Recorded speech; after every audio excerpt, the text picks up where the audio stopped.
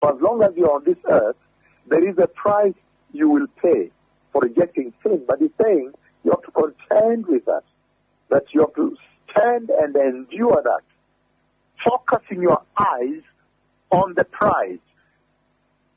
The prize, the treasure that will be given, the white stone that will be given to those that lived righteously and lived a holy life and pursued righteousness and then became teachers of righteousness in this life.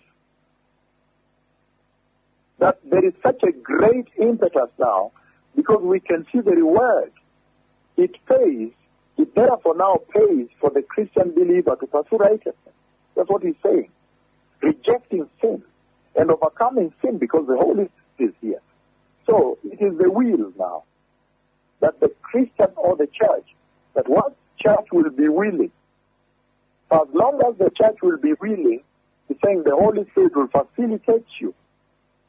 And then you will develop such a Petrus heart, a heart that, do you remember the Petrus hearts that were hard in the world and the gospel was trying to penetrate them, their hearts, and their hearts are very hard, Petrus, like rock, darkened.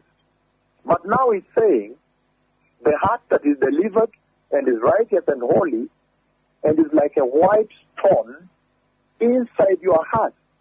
And the sin of this world cannot penetrate your heart because now you have resolved to live a life of rejecting sin and indeed prevailing over sin, overcoming sin. But once you resolve, the Holy Spirit will facilitate that. You will bring that to fruition. And he's saying in John chapter 16, verse 33, that I have told you these things so that in me you may have peace. In this world you will have trouble, but take heart, I have overcome the world. So again, in defining who these overcomers is, he is now raising forth one aspect of their lives on the earth here, the life of travail. They have to fight sin. The world will assault them. The world will not give them peace. The world will pursue them, blackmail them, mock them, ridicule them, attack them, attempt to abuse them. But he says, once they are resolved, they will overcome sin. These are the people God the Father is talking about